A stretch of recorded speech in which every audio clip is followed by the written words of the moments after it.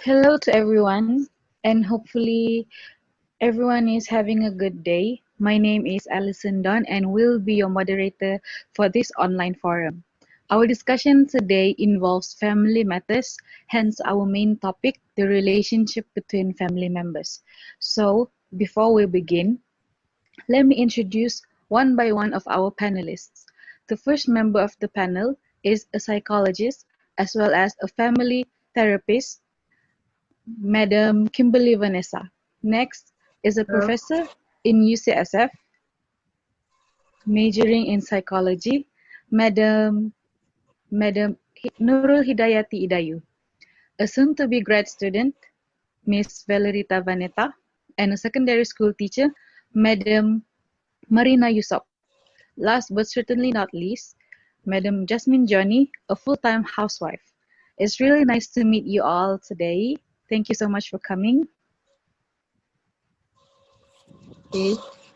Okay. Okay, so family life is too intimate to be preserved by the spirit of justice. It can be sustained by a spirit of love which goes beyond justice. The challenges that occur nowadays create difficulties for families to foster a bond. So, what is a family? Family is a bond, a long-lasting relationship that holds a bond with each other. It forms when a man and a woman become one, and from there a family is born. Family bonding, of course, does not happen overnight.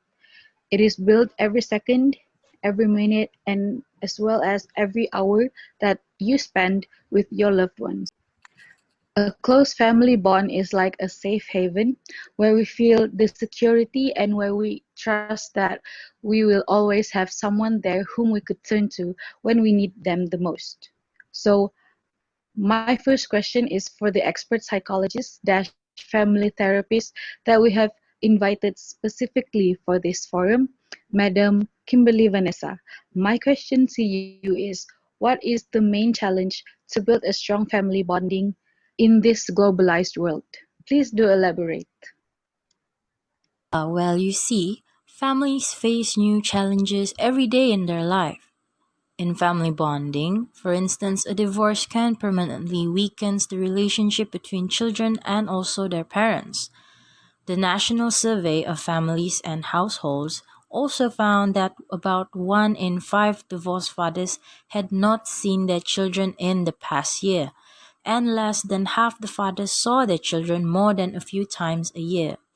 Thus, children's relationship with both their parents change after the divorce, in which they become more distant from both, more so even than children living with married but unhappy parents, which may result it to be less affectionate with their children, less communicative, and to discipline them more harshly and more inconsistently, especially during the first year following the divorce.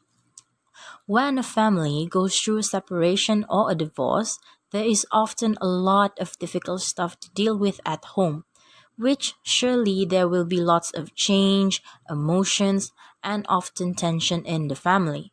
This can lead to thoughts and feelings of self blame, fear, and guilt that affects a happier family bonding. Thank you, Madam Kimberly, for the answer you just gave us just now.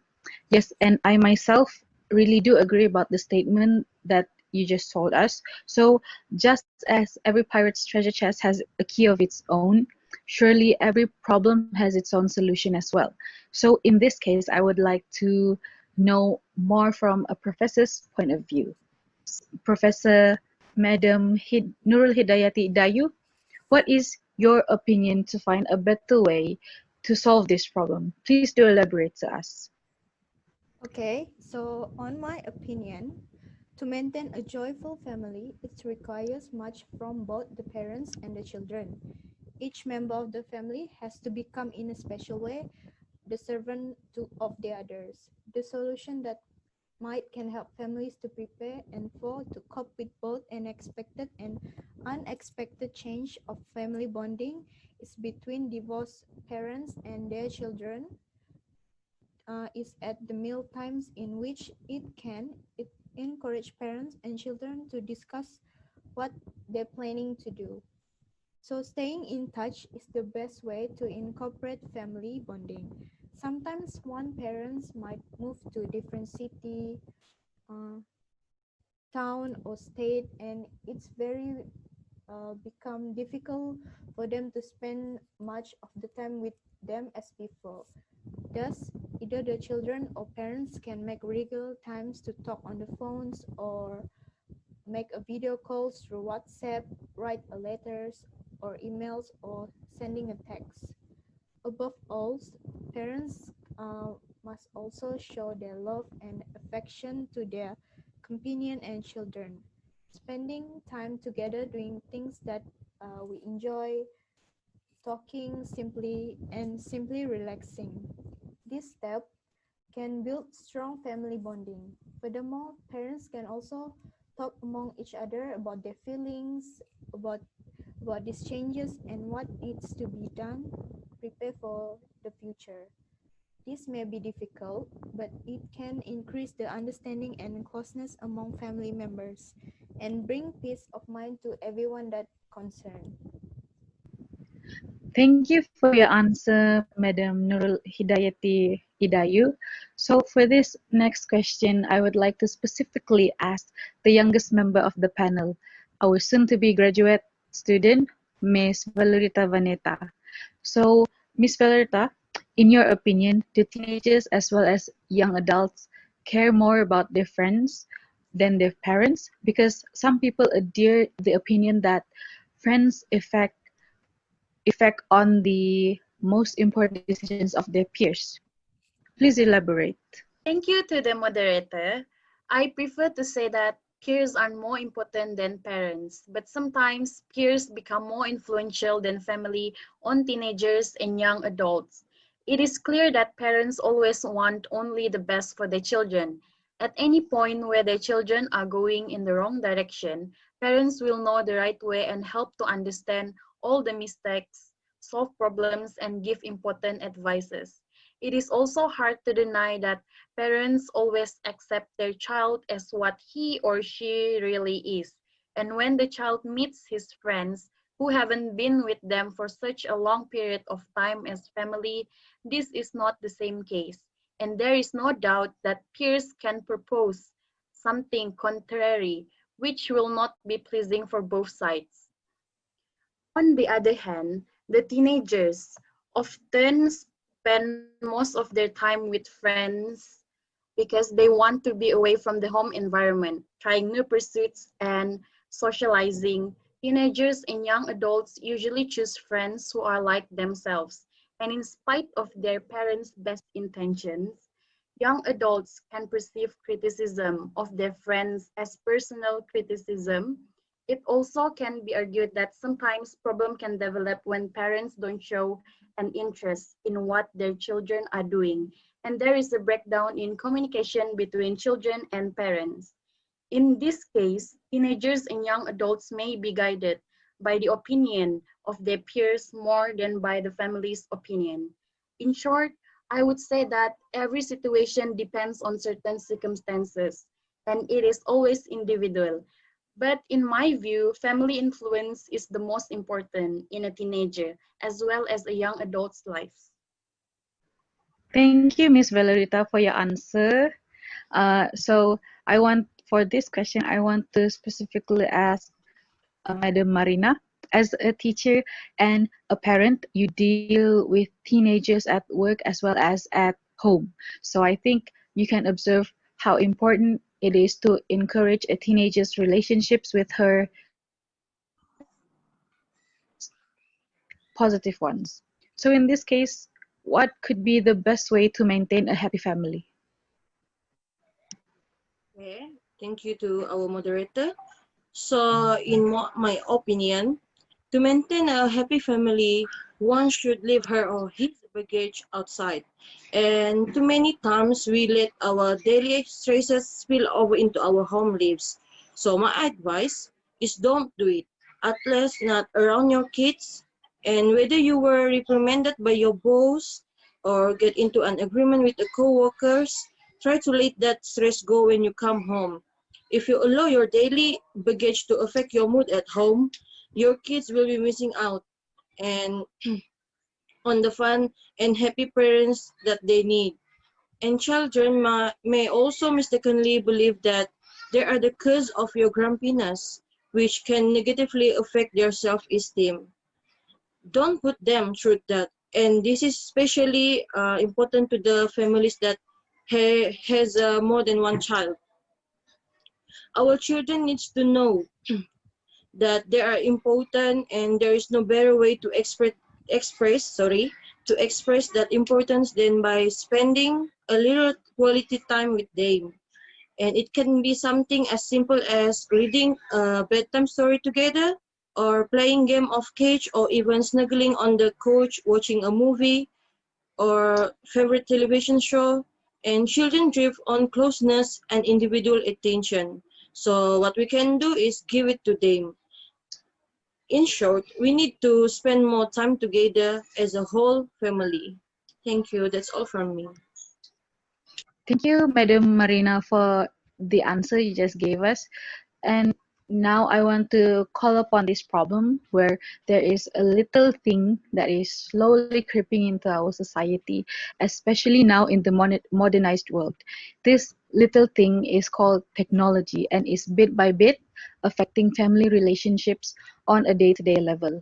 So I want to ask this question to Jasmine, Johnny, because as a full-time housewife, you see every day that children are always using technology devices. So do you think technology is changing the way families communicate and spend time together? Please elaborate.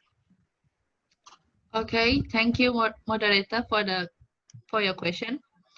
Yes, I do agree with your opinion. Many family nowadays have their own smartphone, which offer a handheld portal to entertainment, social networks, and other distractions.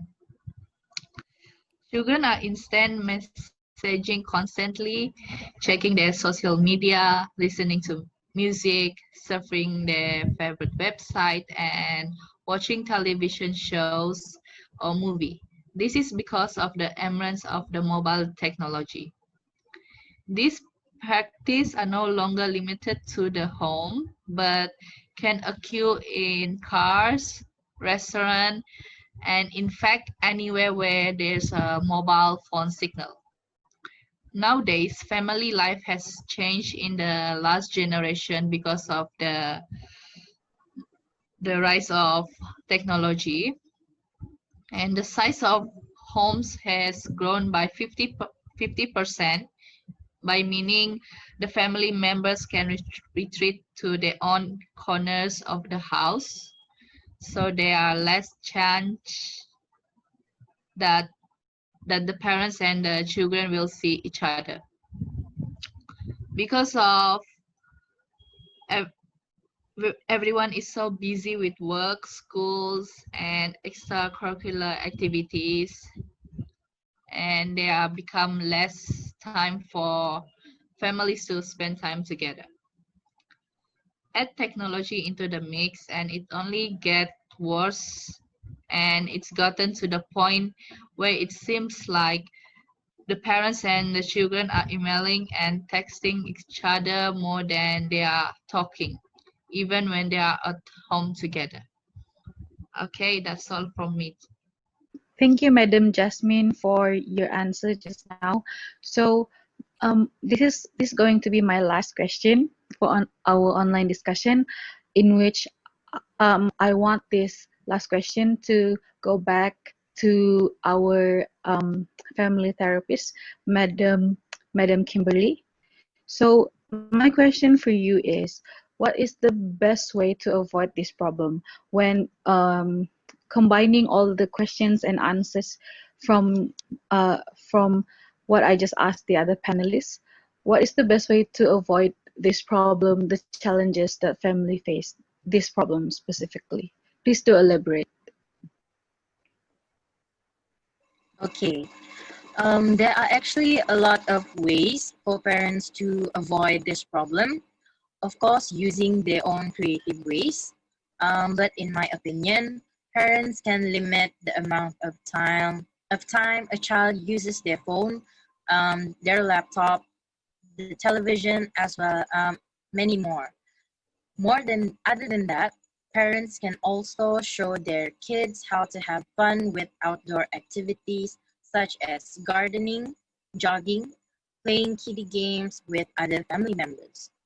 Parents also have to show their kids that they could have fun by getting down on their level and playing kiddie games.